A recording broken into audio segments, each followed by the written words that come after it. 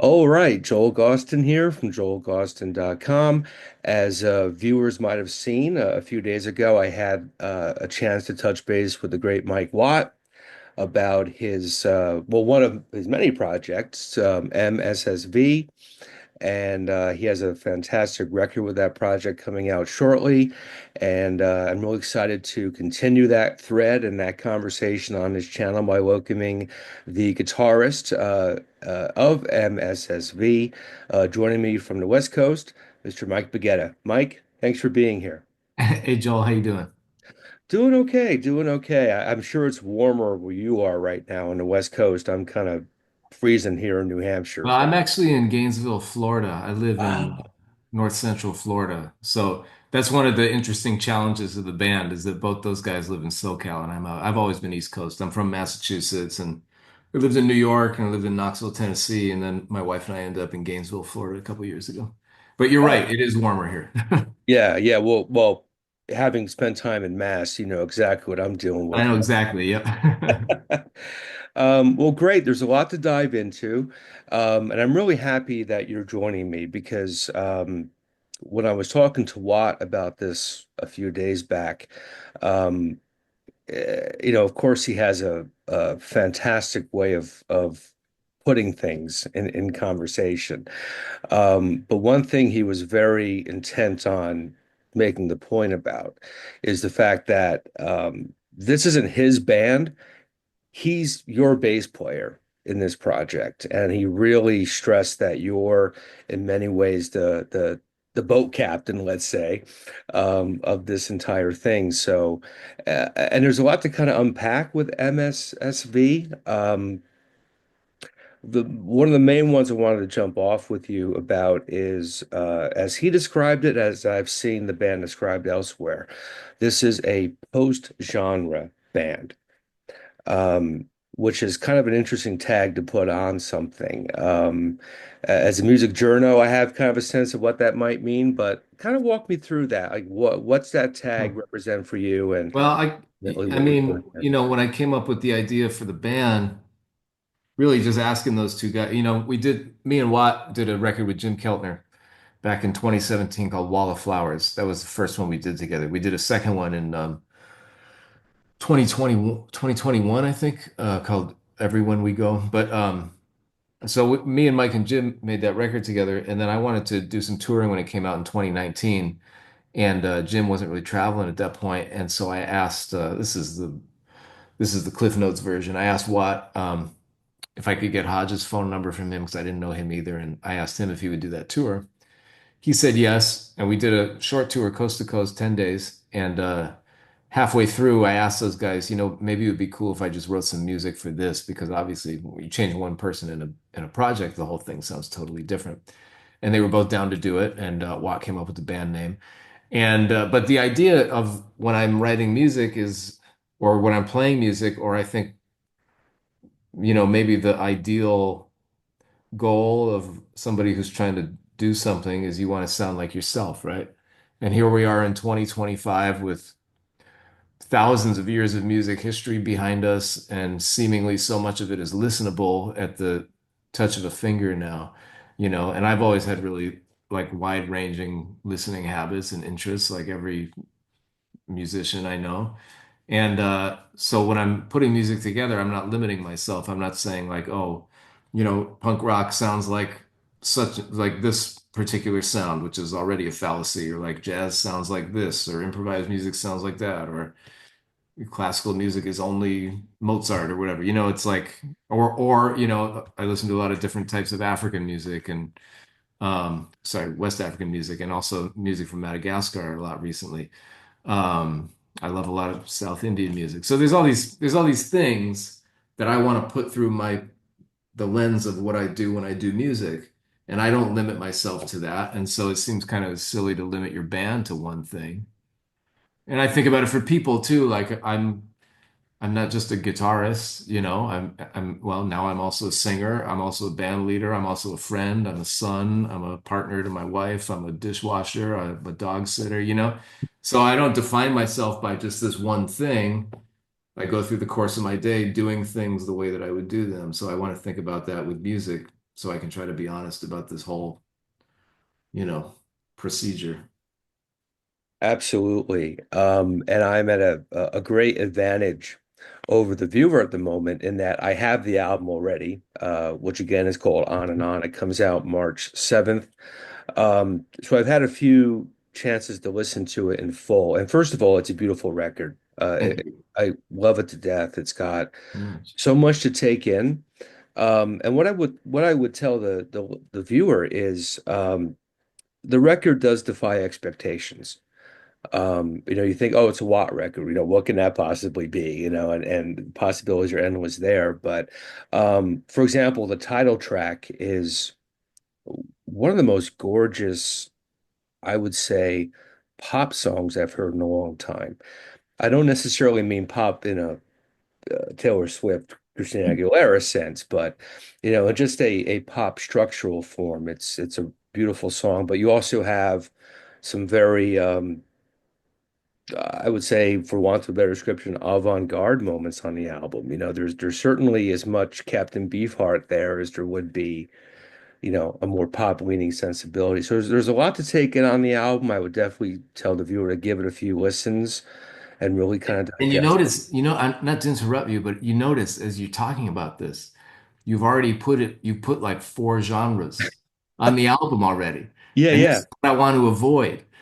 But that's my own sort of like aesthetic. I want society to work on like moving past this kind of thing. Because yeah, when you say, first of all, when you say, well, it's a Watt record, well, it's not really a Watt record. Obviously, he's on there. And of course, I write his bass parts thinking about his sound, and he's had a big influence on me from listening to him for decades on my own before I even got to meet him. Same with Hodges. Of course, there's influence there. And of course, I've listened to Captain Beefheart a ton. My friend Henry Kaiser turned me on to him big time. And I read the book. It's a great book, the Captain Beefheart book by who's that by? I can't see him. It's too far away. Um, and yeah, of course, I have a big background in improvised music. But all these things, I just want them to work together. I just want this to be like the music of MSSV, you yeah. know. And I don't want people to worry about like, oh, I usually like punk music, so am I gonna like this record? It doesn't matter. It doesn't matter. Mm. Well, that's a great point, and in one respect, I'm glad that we're talking through this as opposed to me sitting here writing a review, which is what I would typically do. Sure. And that's the reason I came up with post-genre power trio because I just want to give that, and then whoever's writing it without me there to talk to them about it, they're going to make their own assumptions or they're going to use it and put it in the copy, and I don't have to worry about it too much. But Right. people always go like, "What kind of music do you play?"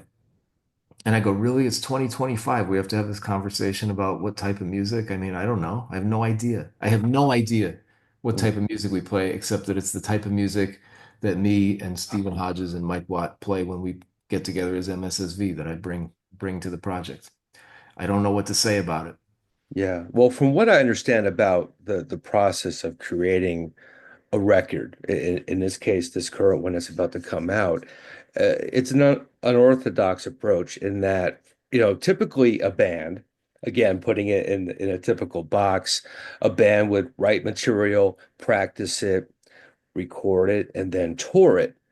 But it's different with you because, from what I understand, you write the material, then you tour it, then you record it. Yes. Yep. So, that certainly begs the question because you have miles behind you when you record material. How would you say putting it through the filter of a tour impacts the record ultimately? Whereas if you follow that more traditional route, something may have been missed. Yeah, exactly. Something would have been missed. I think it's essential to play the music before as much as you can before you record it. Mm. Not everybody has the luxury to play 52 nights in a row and then make a record. I understand. But when I was living in New York City a while back, 10, 15 years ago or whatever it's been, I got to play with a lot of amazing musicians, friends of mine, colleagues, whatever you want to call it. And everybody just wrote so much amazing music. And I got to record some of that with people for their records. And it's like you say, they would write all this music, we'd get together and practice it a bunch. Maybe there'd be a gig. and then it would get recorded. And then when the record would come out a year later, there, then you'd have, a week or two at gigs. So you'd have to relearn all the music, and then you'd go out and you'd play like 10, 12 nights in a row. And I always used to think, man, at the end of this tour, we should have recorded this music now. It sounds light years ahead of where it was back then. Mhm. And that's, of course, just the passage of time and the people you're playing it with and people evolve and stuff like that. Of course, there's all those things. But I just think if you work out music every night, things change a little bit, little changes, little tweaks, little things happen, or you stumble into something one night and you realize a new possibility for part of a song and you evolve that the next night, and the truth is you could do this forever and never make the record. But at some point you've got to just say like, okay, let's put it down. The end of a tour seems like a good time to do that. But what's great, like, yeah, I write the music and I write it thinking about Hodges and Watt and what they sound like and what I want to hear from them with whatever kind of nonsense I'm doing. And I think, yeah, I send them the parts. And then when we get together and practice, things start changing. Because, like I said, I don't live near them. So when I go out there, we practice every day for a week or two before the tour starts, which we're about to do next week. And they'll change, they'll have changed things. And I'm always open to that. I never wanted to be the kind of band leader that was like, that's not how I wrote the part. How dare you? Like I couldn't imagine that. The beautiful thing about music is what everybody can bring to it. Everybody can bring something from their own perspective, their own knowledge, their history, their own opinions. And that's what I want. I always think those are the elements of a great band. So I know that I've written things, but I expect them to be changed for the better from their own opinion. And I welcome that. So this record, for instance, On and On, the music I wrote for that, I can go back to listen to demos from before we did that tour last year. And a lot of the songs sound like totally different from the time we finished the tour to what we recorded. And I'm really thankful for that because the sum of the parts is really greater than what, one man alone is going to be able to do. Mhm. And obviously, touring is a major part of what this band does. And your upcoming itinerary is pretty staggering, as I mentioned to Watt when I spoke with him. I mean, it's sort of like a classic mid-80s SST tour. It's pretty straight out and nonstop. And I'll be seeing the band for the first time when you hit Keene, Oh, uh, good. April. Yeah, I'm really cool. looking forward to that. Um, so, you're sort of organically expanding this music in front of audiences, um, Oh, yeah. much nonstop when you're on the road. Um, and I know when we started talking, I am still kind of stumbling to embrace that sort of post-genre mindset, which I think is a wonderful philosophy. And I think you're absolutely Okay, correct. you'll get there. Yeah, I mean, you're absolutely correct in going in that direction. It makes if I shake off the cobwebs of tradition a bit further, I think it's going to be, an open door for me as a writer to sort of dive more into Sure, it that. works for everything. Yeah. How would you say, because certainly when you're on the road, I would imagine you talk to people who are seeing these shows. Um, Based on interactions and feedback you've received along the way, how has audience reaction impacted your mindset in creating this stuff? Or does it impact what you do along the way? Um, it doesn't really. Sometimes it does. There's a song on well, okay, I'll give you a really different kind of example maybe than what you're thinking, but there's a song on the record called Boat Song, which is actually going to be the last single that's going to come out this coming Friday. But it's the last song on the first side, or the fourth song on the record. But it's kind of a quieter song. But it didn't used to be that quiet, and it didn't used to be that slow. And there's a part where I sing really high, which I've never tried to do before. But I remember very specifically that wasn't in, and none of that was in the original demo. And I remember one night we were playing somewhere last tour, I forget where, sorry, but it was, a couple weeks in. And sometimes I'm so happy when people come to the shows. I really love having people at the shows, and that's why we take it on the road so that we can bring this music to people. But sometimes when there's a quieter part, sometimes some people in the music in the audience, they kind of start yapping a little bit. They get antsy or whatever, right? They get uncomfortable because it's quieter than they're used to or something. And in those moments, my a lot of people, their instinct would be like to play louder and sort of just bowl over the talker, you know. But in those moments, I like to try to even play quieter so that the person talking it becomes louder and everybody's turning around like, and then the band gets even quieter, quieter, quieter. And that was what was happening in that moment. And then I had to sing this part and I decided to sing it really, really high and really quiet. And I did that. And of course, like everybody in the audience is looking at this one guy yapping and he quiets down and he gets the point. And I was happy about that. But what ended up happening is I changed that part. I kept doing it like that every night. And we decided it really benefited the dynamics of the song to get really, really quiet and make it like super, just very creepy part in that song. And taking the voice up really high is beneficial to that overall vibe of that song. So there's a pretty direct example of how the audience can influence how the music goes sometimes, you know. But I might, something like that might happen, and then we talk about it in the boat after the gig, and maybe we don't try it again, or maybe it wasn't cool to do that or something. I don't know. But otherwise, there's not really a lot of input from an audience that's going to change too much of what the music does. I like the idea that we do what we do, and you can experience that, or you don't, or you cannot, you know. Mm. I think if you're trying to make music by committee or if you start taking opinions about it, I think that's kind of a recipe for failure. Yeah, yeah, I tend to agree with that. Same with writing. Sometimes you And have if to you do follow. that, you're a writer for, you know, pop stars or something, Right, which is right. Yeah, fun too, which is great. yeah. Everything has its place. Yeah. But not everything has to be designed by certain parameters or opinions. Sometimes it's nice to do things on your own steam. Oh man, that's the beauty of the individuality of the artist, you know? That's Yeah. why we have so many great groundbreaking figures, think people that changed the course of music or sound or what's considered music, you know. Right. Yeah. Elton Babbitt, Anthony Braxton, Hmm. all these guys. Yeah. Absolutely. Absolutely. Um, I have the digital version of the album here, but what I'm Cool. even more excited about is experiencing the vinyl because, from what I've been told, it's very much a different experience than the digital release. So, walk me Yeah. through what people could expect from the actual vinyl incarnation of this album. Yeah, sure. Well, the album ostensibly is 8 songs, which you get with the streaming or digital stuff on Bandcamp if you want to buy that or Apple Music or whatever.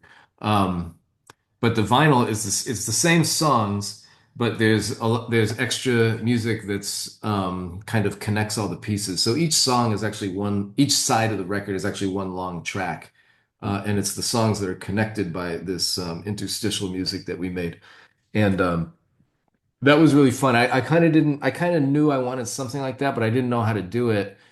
And I didn't know if we had done it when we were making the record. But at one point, I asked both Hodges and Watt to separately, like not with each other, to just improvise solo, like solo drums for half an hour, solo bass for half an hour. But I asked them to improvise off of themes of the parts that I had given them for the songs that we recorded. So like Watt might take his bass part for one of the songs and play it real slow in a different key or play it up high or whatever, you know. And same thing with Hodge. So I had these like half hours of solo drums and solo bass. And after the recording, I came home and I started listening to this stuff. I just have it on around the house, like just, solo bass, the Colin concert or something. Just, it's just like Watt improvising for 30 minutes, which is kind of amazing to just listen to in Hodges too. It would actually be cool for people to hear that. But at one point, I was thinking like, oh, wouldn't it be great if that drum part from over here was going with this bass part from over here? So I put it all into Logic, which I used, and I edited it down a lot, and I started moving bass parts and drum parts around. I didn't change anything they played, but I was finding things that would kind of live together nicely as if they had played it together. And when I found something that was kind of like a good little moment for like 1 or 2 minutes, I would transcribe it. I'd write out what Watt was playing on bass because I didn't know. And I'd write out what Hodges was playing on drums so I could see the rhythms. And then I would compose my guitar part around what they were playing. So everything kind of ties itself together. I really like it when the listener's listening to something and they don't know if it's improvised or composed or how they did that or what is going on. And so I ended up doing that 6 or 7 times, and I decided to put these as tracks in between the songs on the record so they fade in and out. And the other cool thing is that since it's referencing material from the songs, you might hear something in one of these little interspersed pieces that you don't hear come back until the song on side B. Or you might hear something from a song that happened, but you hear it later as an interlude that sounds a little bit different, but it's reminiscent of an earlier part of the record. So repeated listenings kind of give you that feeling. I also like when I always describe it this way. I like that moment where you've been asleep, maybe like a nap, especially, and you wake up, but you don't know if you're awake yet. And Mm. you remember the dream, and you're like, wait, was that real, or am I still there? And am I awake or not? And it's only like a split second, but I would love to like live in that little time space for as long as I can. And I find that music is the closest thing I can get to getting myself into that zone. And there's all sorts of ways that you can manipulate that, through an album. So that's too much information, but that was what I was thinking there. No, no, not at all. I mean, I'm really excited to hear that. Knowing what's on the digital version, and also being just a fan of tangible music, tactile things.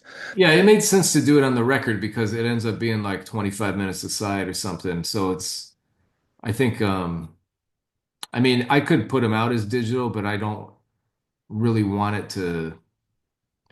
It's a lot easier, like if you have your phone and you're playing the song and even if it's a 25-minute track, you get a call, it gets interrupted, or you're texting and you're on the device and some video plays, or you got to stop it and talk to somebody. And like to me, that's a drag. I don't like to have that interruption for an experience. It's like going to the movies and you're watching a movie and like every 15 minutes it stops and you got to do something else. You know what I mean? I want to get the full feeling of the whole thing. So I figured if we're going to do it like that, we should probably just find to make it in a way where it's more possible that more people are going to experience it like that. I don't know. It doesn't really matter, but that's what I was thinking. Um, certainly being a working musician, how small the world really is when it comes to musicians, and sometimes these seemingly disparate relationships form just because that's the nature of the beast. Yeah. Um, but going back to sort of the roots of this whole thing, having, Jim and Watt together, I mean, that's an intriguing pairing.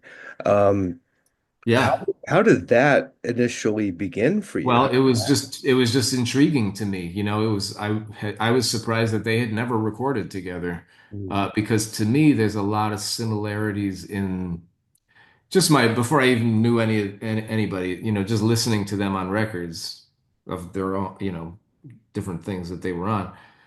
There was just in my mind and my ear there was similar qualities to the way they approached music, I thought. Um, when you listen to some of Jim's drumming on well, thousands of records, but whatever. You listen to a lot of his drumming, he'll play a part that's like an amazing part, like a perfect part for the song. But if you listen to it from the beginning of the track to the end of the track, it changes a little bit. It kind of evolves throughout. A lot of people they might find like the good beat for the song and just play that through the whole song, and that's great. But he does these things where it'll change. He's always kind of building the music, and he's always trying to take care of the music and make sure that what he's playing is serving the moment, even if that means changing it before you get to the next section or the end of the section or a next section or the end of the song. So I always just thought that was one of the most beautiful things about his playing. And I heard some of that kind of quality in Watt too. It's less obvious. It's not like he changes the bass part from the beginning to the song to the end of the song. There are lots of songs where he does that. But I just felt some kind of like something about his playing and everything I've ever heard that he's just there for the music, that he's there to make the thing work. He's there to figure out how to get the machine to go from beginning to end as best he can. So my friend Chris Schlarb, who runs Big Ego Studios in Long Beach, he was going to start this studio and he's going to start a record label. This is back in like 2015 or 2016 or something. We were talking about it, maybe even 2014. And he asked me if I would want to make a record for his label. And I said, yeah, sure. But I was on another label at the time called Fresh Sound New Talent out of Barcelona, who's which is a great label run by a great guy named Jordy Poolhole, who gave me my first chance to make my own music. I did 4 records for him. He's awesome. But I thought like, yeah, I would like to do something with my friend Chris, but if I'm going to do that, it might mean I can't make records with Jordy anymore. I don't know, but so I told Chris like, okay, I want to do it, but I want to do something I couldn't do, I've never done before, and I want to make a record with people I've never met. In my mind, I've told this story before, but in my mind, for a long time, I thought every band was like they've been best friends forever, and that's why they were a band. My dad had a band. They would do weddings and parties and stuff where I grew up, kind of cover band. I think maybe they had a couple of originals, but they were like friends. Friends for decades, and then they had this band, and so I just sort of assumed like, oh yeah, Led Zeppelin. They were probably all went to high school together, or I mean, sometimes that is true, like Queen or who, there are bands that do know that, but there's a lot of bands where that's not true. And I didn't really realize that for a long time. So I kind of started to know that that was a thing. And all the records I'd made had been with people that I considered my friends. So I thought it'd be kind of interesting to try this and see what it would sound like. But to try to make some real music that, when we do it, not do it for like some people put a band together because there's like a lot of names in the band or whatever, and maybe it'll sell. Those projects, to me, more often than not, sound not that interesting. So I didn't want to. That's not what I was trying to do. I had this idea about Jim and Mike that they should have played together, and they haven't, and I think that's weird. And I want to make sure that they play together. You know, the only catch is that I have to do my nonsense with them also, but I get to hear them play together. That was really the point of the record. So, anyways, Chris Schlarb, he thought that was a good idea, and he made it happen. He got in touch with Jim and Watt, and we all found a day where I could go out to Long Beach and we could all be in the studio. We'd never met each other. We met in the studio that day, and we made that record, Wildflowers, in one day. And we did a lot of improvising together, which I took home and edited it into pieces, kind of with the way that I told you I did the interludes for this record. Excellent, excellent. Now, I definitely want to bring Steven into this conversation because Yeah. he's certainly a phenomenal player who's got Right. Hodges is awesome. tremendous history, in and of itself. And, as you've mentioned, He played with Chuck Berry.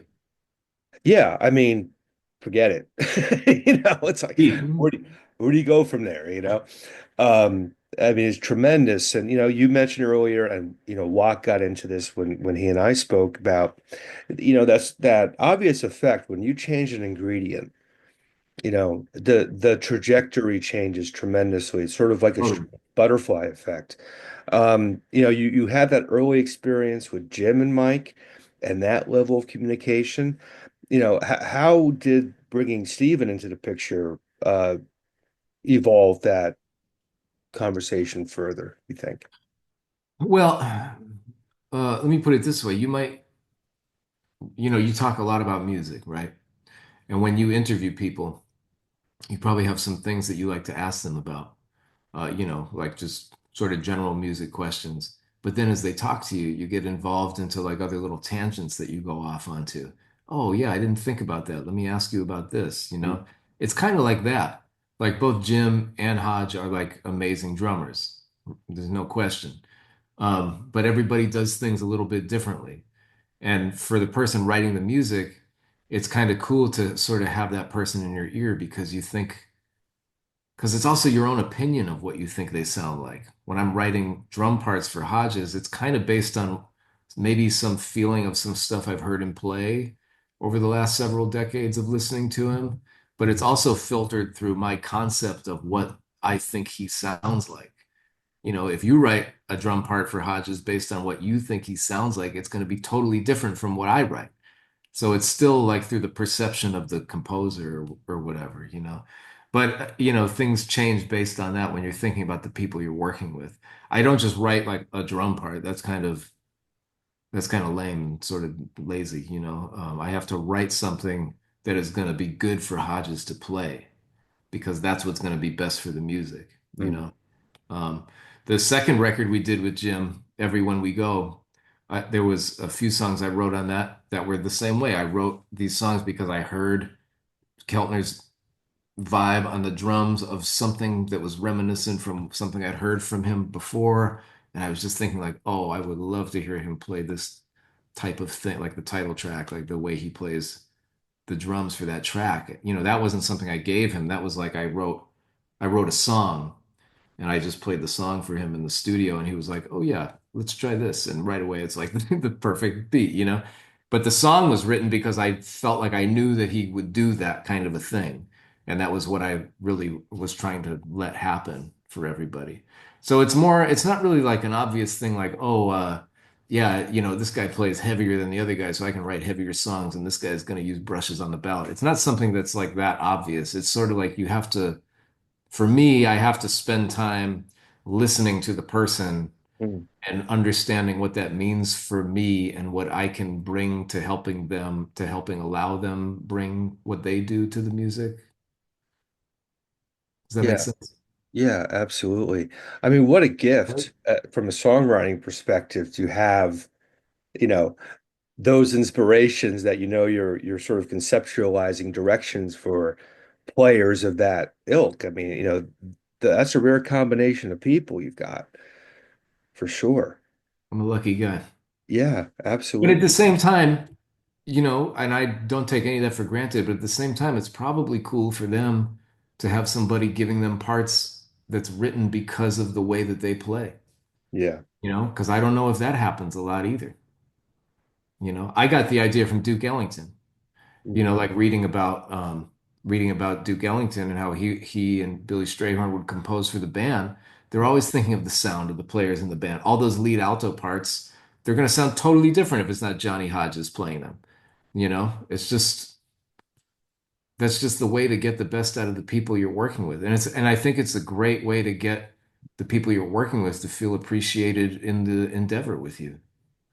Yeah, absolutely. And I think, the truest musicians at heart have that inherent openness where they can let someone else, kind of guide where things go initially. There's Yeah, no point in thinking, well, I'm a drummer, I do things this way and that way. You're serving the ultimate song.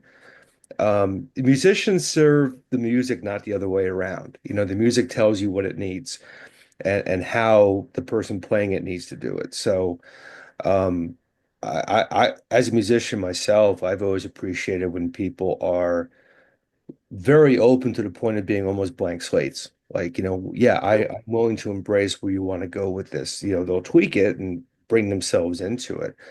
Um, but music can't progress without any sort of openness. And I think, obviously someone like Jim, who's been on a bazillion records, knows that. I know Mike knows that, and I'm sure Steven knows that. So, you know, totally.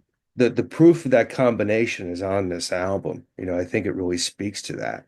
I'm just very much a fan of everything involving this. Cool. I think the record's really stellar, and I think it's a great combination of people. And again, you are going to be touring very extensively. So I wanted to kind of close on that note because I was really blown away by your itinerary, not just in the US, but I know you've got UK and Ireland gigs coming up too. Um, you're touring at a level that I don't see many, arena acts doing. I mean, this is hardcore touring. So I'm just We have curious. less stuff than them. I'm sorry? We have less stuff than them. Right. But, you're still living it and doing it. As a journo, my big year was 140 days on the road. So I kind of get it. But at the same time, Mike's been doing this 40 plus years. Hodges has been doing it for a very long time. You've got some years behind you as well. What's the key to maintaining that kind of schedule and not, letting it get the best of you in some way and actually maintaining the spirit of what you're doing through jaunts of that length, that intensely? Yeah, well, I get the first thing is I get to play my music with both those guys every night. That's amazing, and that's like such a gift. So that definitely makes the whole thing makes me look forward to it, of course. The other thing to remember is, it's not like we're going across the country every night. I mean, the drives, I booked the whole tour, so basically, so pretty much I'm trying to, not make every day like a hell ride, like a 9 hours drive every day. I mean, we got to think of the real reality of the situation, like if you can play one town one night and then drive like 3 hours the next day to the next place, that's pretty good. That's not so bad. Um, so that's part of it too. And then, I also think, yeah, I know people look at the schedules and stuff and they go like, whoa, that's a lot. And it is, but we're just playing the music every night. We're not like digging ditches on the side of the road for like 12 hours in the sun every day, like that would be unsustainable. But we play an hour plus every night and we're like so excited to do it and we get to do the music and we talk about the music on the way to the gig and we just get it ready for the recording at the end and we love playing for people. We love people coming out and getting to talk to them and stuff. Like it's fun.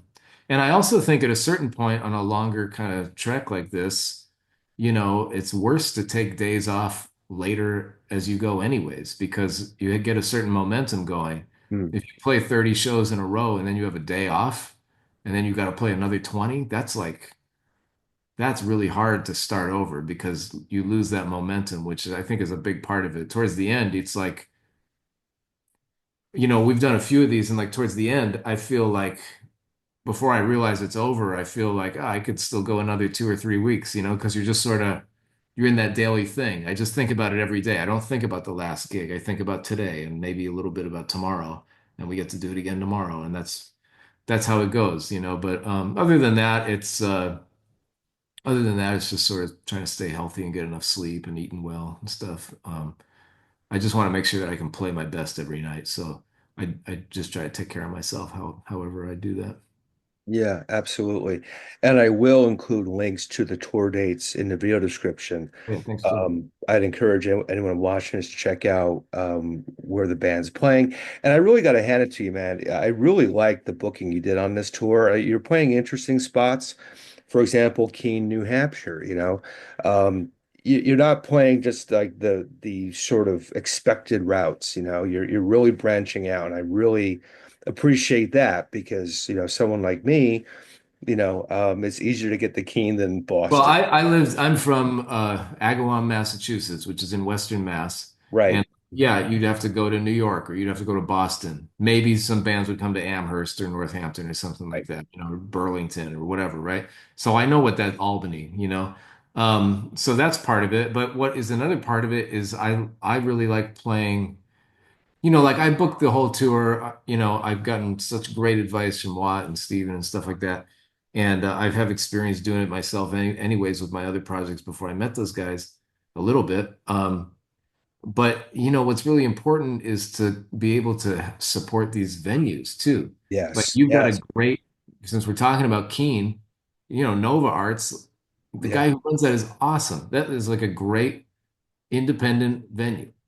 And I think that that's really important to try to have bands play there, and maybe you can help the place out a little bit too, and make Mhm. sure that they stay around because that's what's really important. Like if there's no smaller venues and everything is run by Ticketmaster and Live Nation, guess what? There's only going to be like 7 bands left in the world, you Yeah. know? And that's that. I mean, it's the whole other deeper conversation, of course, but like the whole corporatization of like everything that's can be commodified in America is like totally insane. Like you're gonna wipe out any sort of like tread of like creative individualism, with the story that everybody's an individual by acting the same way and doing the same thing. Um, but so that's part of it too. Like we're an independent band and I'm an independent individual and I want to play in places that are run by people that are trying to do a good thing in their community. That's like really cool. We love playing New York City. We're playing Mercury Lounge. Don't get me wrong. We love playing LA. We love playing Chicago. We love playing Minneapolis. There's nothing wrong with that, but there's all these other little places that you can play too that deserve a chance to have a good band come in. And we get to hang out in Keene and check that out. We get to meet the people in Keene that want to come to a gig in Keene at a place that is made by a guy who lives in Keene. Like I think that that's really important. Um, Yeah. Oh, absolutely. And it's really nice to hear that, because obviously there are, especially up here, our music scene is based on those small indie-minded mom and pop venues. Yeah, Those. I've been to so many when I was coming up, and even now, now in Gainesville, there's like where I live, there's a couple clubs that I like to go to with people who run them. I know them, and they're trying to do all they can to keep it going. Independent music is important that it stays independent. Yeah, absolutely. Well, I really respect and appreciate that mindset. I respect and appreciate this entire project and what you're all individually and collectively bringing to this, particularly on the new album. And I'm really looking forward to further listens to that and further embracing the post-genre world, which I think is fascinating. And I'm really looking forward to seeing you guys live up here. I'm definitely going to come to that show. Thanks, Joel. Yeah, and just wish you the best of luck with everything. And I'm sure our paths are going to cross again very soon. Cool. Thanks so much for having me. My pleasure.